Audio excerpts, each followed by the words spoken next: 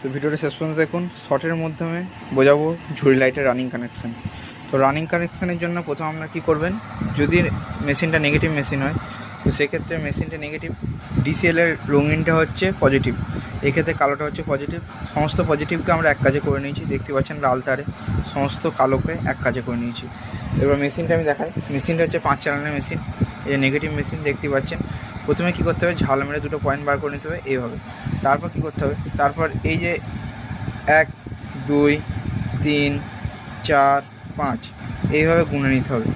গুনে আপনাকে পরপর এই মেশিনে ফেলতে হবে। 1-এ যে আছে সে 6-এ হবে, 2-এ যে আছে সে 7-এ হবে। তারপর কি করবেন, তারপর মেশিনটাকে বসানোর আগে তার জন্য একটা বক্স নিয়ে আসবেন, এই ধরনের ঝুড়িতে এরকম বক্স। আরও ডিটেলসে যদি ভিডিওটা দেখতে চান অবশ্যই আমার ফুল ভিডিওটা দেখুন, তাহলেই বুঝতে পারবেন।